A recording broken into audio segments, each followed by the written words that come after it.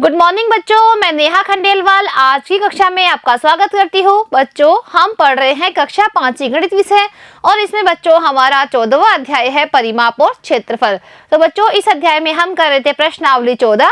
बच्चों प्रश्नावली 14 के प्रश्न नंबर 5 तक हमने पिछली कक्षा में कर लिए थे, तो आज हम करेंगे प्रश्न नंबर 6 से लेकर 10 तक।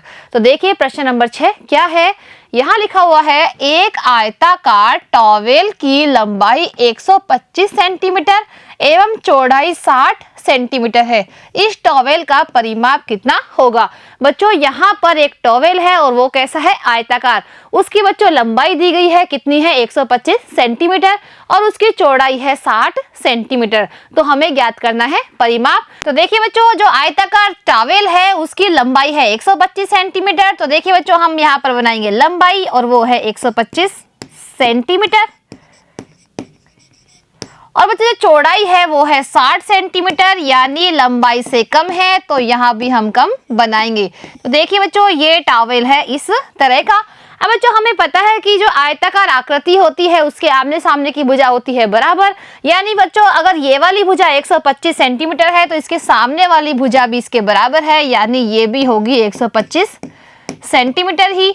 बच्चों अगर ये वाली भुजा 60 सेंटीमीटर है तो इसके जो सामने वाली भुजा है वो भी 60 सेंटीमीटर ही होगी। अब हमें क्या ज्ञात करना है, इस टॉवेल का हमें ज्ञात करना है परिमाप। तो बच्चों हमें पता है परिमाप ज्ञात करने के लिए हम क्या करते हैं, किसी भी आकृति का अगर हमें परिमाप ज्ञात करना है तो उसके चारों ओर की जो भुजाएं होती है उनका योगफल होता है परिमाप। तो बच्चों इस टॉवेल का हमें परिमाप ज्ञात करना है, तो इस टॉवेल के चारों तरफ की भुजाओं की लंबाई का हम कर देंगे योग। तो करते हैं बच्चों, यहाँ पर हम लिखेंगे परिमाप। तो परिमाप ज्ञात करने के लिए हम इसकी सभी भुजाओं की लंबाई को लिखकर जोड़ देते हैं। सबसे पहले बच्चों ये वाली भुजा लिखते हैं और इसकी लंबाई कितनी है, 60 सेंटीमीटर प्लस अब ये वाली भुजा है 125 सेंटीमीटर की प्लस ये भुजा है 60 सेंटीमीटर की प्लस जो ये वाली भुजा है वो है 125 सेंटीमीटर की। अब बच्चों इन सबको हम जोड़ते हैं, तो हम यहां लिखकर जोड़ते हैं 60 प्लस 125 प्लस 60 प्लस 125। अब देखिए बच्चों, यहां पर सबसे पहले हम जोड़ेंगे इकाई के अंक। यहाँ 5 है और यहाँ भी 5 है, तो 5 और 5 होते हैं 10। 10 का 0 हम यहाँ लिखेंगे, 1 की लगा देंगे हासिल। अब बच्चों 6 में 1 जोड़ने पर आता है 7। 7 और 2 कितने होते हैं, 7 और 2 होते हैं 9। 9 में बच्चों जोड़ना है हमें 6, तो 9 और 6 होते हैं 15। 15 में हमें जोड़ना है 2, तो 15 और 2 कितने होते हैं 17। अब बच्चों 17 में जो इकाई का अंक है 7 उसको हम यहाँ लिखेंगे और जो दहाई का अंक है 1 उसकी लगा देंगे हासिल। अब बच्चों यहाँ जोड़ते हैं 1 और 1 होता है 2। 2 में 1 हासिल की जुड़ी तो हो गए हैं 3, तो यहाँ पर आ गया है 370 सेंटीमीटर। तो देखिए बच्चों, जो आयताकार टॉवेल है उसका परिमाप आ गया है 370 सेंटीमीटर। अब करते हैं अगला प्रश्न, प्रश्न नंबर 7। यहाँ लिखा हुआ है एक वर्गाकार खेत के चारों ओर कंटीले तारों का एक घेरा लगाने में 260 मीटर लंबे कंटीले तार की आवश्यकता हुई, तो इस खेत की भुजा ज्ञात कीजिए। देखिए बच्चों, यहाँ पर है एक वर्गाकार खेत। अब देखिए बच्चों, वर्गाकार खेत क्या होता है, जिसकी चारों भुजाएं होती है बराबर, वो होता है वर्ग आकृति। तो बच्चों खेत है वो है वर्गाकार, यानी उसकी चारों तरफ की जो दीवारें हैं वो बिल्कुल बराबर है। अब बच्चों वर्गाकार खेत के चारों ओर कंटीले तारों का घेरा लगाना है। जैसे ये खेत है तो इसके चारों तरफ कंटीले तारों का लगाना है एक घेरा। तो बच्चों एक घेरा लगाने में 260 मीटर लंबे कंटीले तार की आवश्यकता हुई। जैसे बच्चों ये वर्गाकार खेत है, उसके चारों तरफ कंटीले तारों का जब घेरा लगाया गया तो कितने तारों की आवश्यकता हुई, 260 मीटर लंबे कंटीले तारों की आवश्यकता हुई। अब इस खेत की हमें भुजा ज्ञात करनी है, यानी हमें एक भुजा इसकी ज्ञात करनी है। तो देखिए बच्चों, जो इसके चारों तरफ घेरा लगाया हुआ है कंटीले तार, वो उसका हो गया है परिमाप। क्योंकि बच्चों परिमाप क्या होता है, किसी भी आकृति के चारों तरफ की भुजाओं का योग होता है परिमाप। तो यहाँ पर बच्चों जो तार है वो चारों तरफ लगे हुए हैं, यानी तार की लंबाई परिमाप के बराबर ही हो गई है। तो बच्चों यहाँ पर हम लिखेंगे तार की लंबाई। तो तार की लंबाई कितनी हो गई है, 260 मीटर।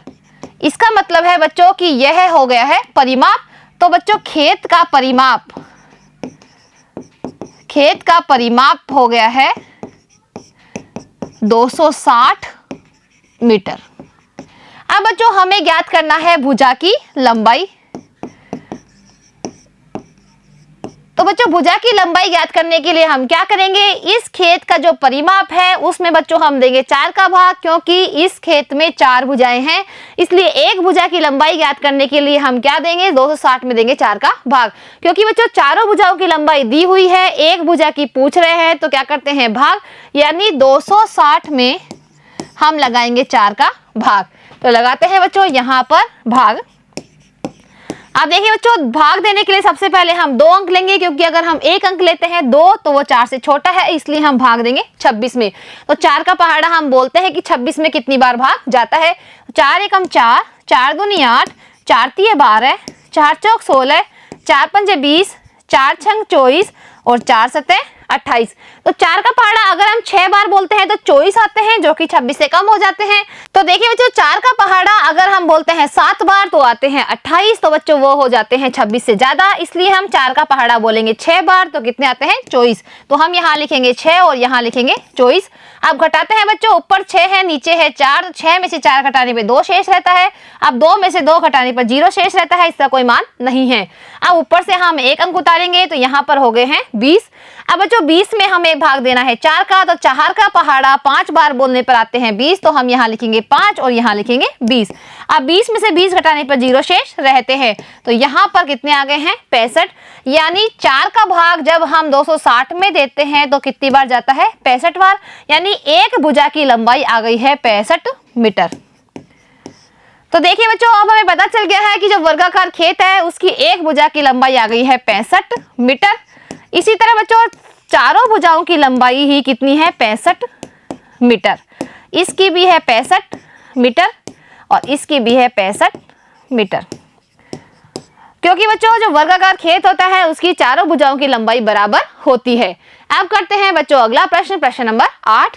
यहाँ लिखा हुआ है एक कमरे के फर्श की लंबाई 8 मीटर तथा चौड़ाई 7 मीटर है। इस कमरे में ऐसी दरी बिछी है जो फर्श को पूरा ढक लेती है। इस दरी का क्षेत्रफल ज्ञात कीजिए। अब देखिए बच्चों यहाँ पर है एक कमरा और कमरा कैसा है आयताकार है। उसकी लंबाई बच्चों 8 मीटर है और चौड़ाई है 7 मीटर। तो बच्चों यहाँ पर हम कमरा बनाते हैं। इसकी देखिए बच्चों लंबाई और चौड़ाई हमने बना ली है। बच्चों लंबाई है 8 मीटर और चौड़ाई है 7 मीटर। अब बच्चों इस आयताकार कमरे के अंदर यहाँ पर बिछी हुई है दरी, तो यहाँ पर हमने दरी बिछा दी है। अब बच्चों दरी इस कमरे को पूरा ढक रही है, यानी इस कमरे की फर्श को वो पूरा ढक रही है।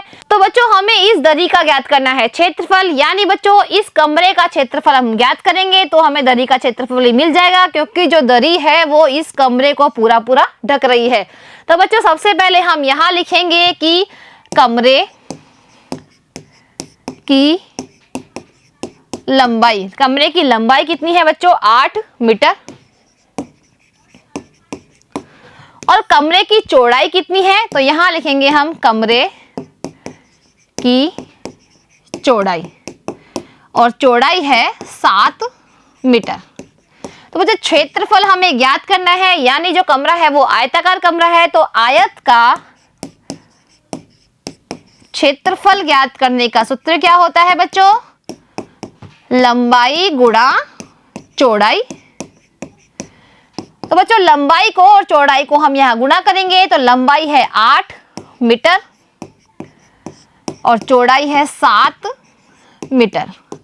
अब बच्चों 8 को हमें गुणा करना है 7 से, यानी 7 का पहाड़ा हम बोलेंगे 8 बार। तो 7 एकम 7, 7 दूनी 14, 7 तिये 21, 7 चौक 28, 7 पंजे 35, 7 छिंग 42, 7 सत्तू 49, 7 8 56। तो 7 का पहाड़ा 8 बार बोलने पर कितना आता है 56। और बच्चों ये है क्षेत्रफल, इसलिए हम लिखेंगे यहाँ पर वर्ग मीटर।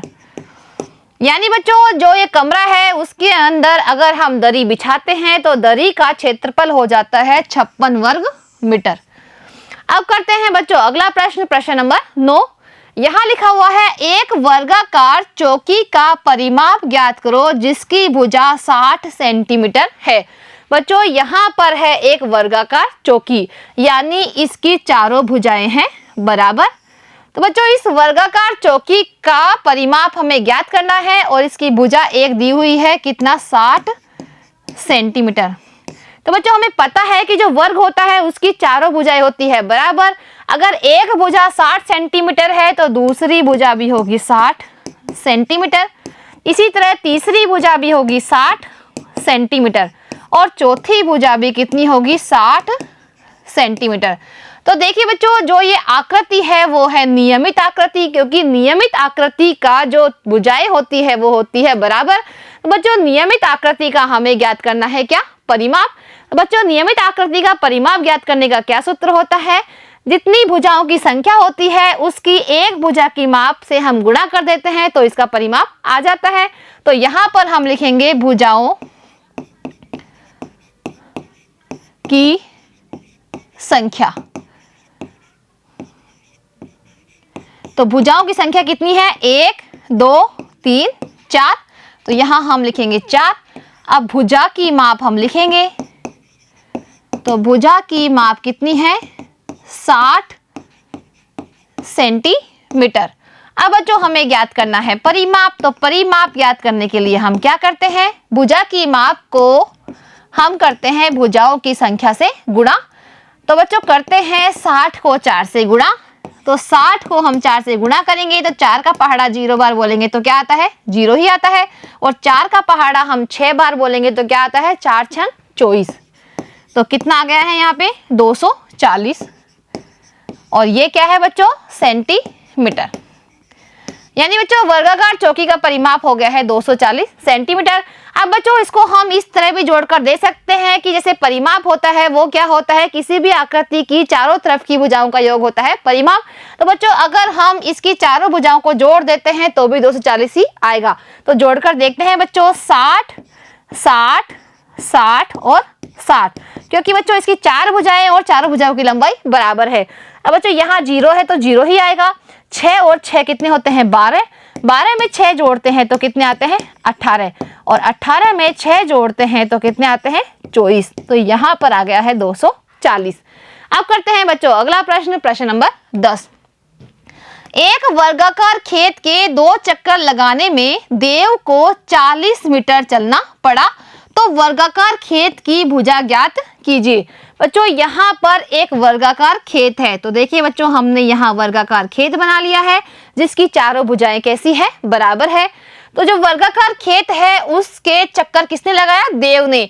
तो देव ने उस खेत के कितने चक्कर लगाए, 2 चक्कर लगाए। जैसे उसने यहाँ से चलना शुरू किया तो एक चक्कर लगा के दूसरा चक्कर भी उसने लगा दिया है। तो बच्चों 2 चक्कर लगाने में उसको 40 मीटर चलना पड़ा है। तो बच्चों हम यहाँ पर लिखेंगे कि उसको 2 चक्कर लगाने में चलना पड़ा।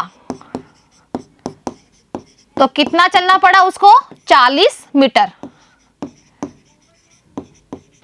तो बच्चों अब हम निकालेंगे कि एक चक्कर लगाने में उसे कितना चलना पड़ेगा। तो हम यहाँ लिखेंगे एक चक्कर में चलना पड़ेगा। तो बच्चों 2 का दिया हुआ है, 1 का हम निकाल रहे हैं तो हम क्या करेंगे, भाग, यानी 40 में हम देंगे 2 का भाग। तो हमें पता चल जाएगा कि एक चक्कर लगाने में उसे कितना चलना पड़ा है। तो यहाँ पर हम भाग देते हैं 2 का भाग 40 में। तो सबसे पहले हम एक ही अंक में देंगे, यानी 2 का भाड़ा हम बोलते हैं कि 4 में कितनी बार भाग जाता है। तो 2 एकम 2, 2 दूनी 4। 2 का पहाड़ा 2 बार बोलने पर आते हैं 4। अब जो 4 में से 4 घटाते हैं तो 0 शेष रहता है। अब ऊपर से उतारेंगे हम 0, इस 0 का कोई मान नहीं है। अब 2 का भाग हमें देना है 0 में, तो 0 बार ही जाएगा। तो यहाँ पर कितने आ गए हैं, 20। यानी बच्चों उसे एक चक्कर लगाने में 20 मीटर चलना पड़ता है। अब बच्चों इस चक्कर की लंबाई हो गई है इसका परिमाप, क्योंकि बच्चों परिमाप क्या होता है, किसी भी आकृति के चारों भुजाओं का योगफल होता है परिमाप। यानी बच्चों 20 मीटर है वो क्या हो गई, खेत का परिमाप। तो हम यहाँ लिखेंगे खेत का परिमाप, खेत का परिमाप आ गया है 20 मीटर।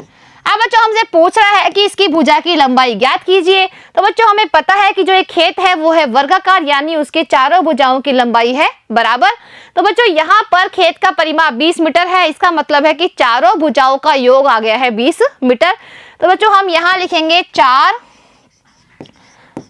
भुजाओं की लंबाई है 20 मीटर। अब निकालेंगे बच्चों हम एक भुजा की लंबाई, एक भुजा की लंबाई। तो बच्चों 4 भुजाओं की लंबाई हमें पता है, एक भुजा की हमें निकालनी है, तो हम क्या करेंगे, भाग करेंगे, यानी 20 में हम देंगे 4 का भाग। तो देते हैं बच्चों यहाँ पर 20 में हम 4 का भाग। तो 4 का भाग हम दोनों अंकों में देंगे, क्योंकि जो पहला अंक है 2 वो 4 से छोटा है। अब बच्चों 4 का पहाड़ा हम बोलते हैं कि 20 में कितनी बार भाग जाता है। तो 4 एकम 4, 4 दूनी 8, 4 ती 12, 4 चौक 16 और 4 पंजे 20। तो 4 का पहाड़ा 5 बार बोलने पर आते हैं 20। तो बच्चों यहाँ पर आ गया है 5 मीटर। यानी बच्चों जो वर्गाकार खेत है उसकी एक भुजा की लंबाई आ गई है 5 मीटर। इसी तरह बच्चों इसकी सभी भुजाओं की लंबाई ही 5 मीटर ही होगी, क्योंकि इसकी सभी भुजाओं की लंबाई होती है बराबर। तो बच्चों आज हमने जो हमारी प्रश्नावली 14 थी उसे किया है। इसी के साथ बच्चों हमारा जो अध्याय 14 है वो होता है पूरा। अब मिलते हैं अगली कक्षा में एक नए अध्याय के साथ। आज के लिए इतना ही, धन्यवाद।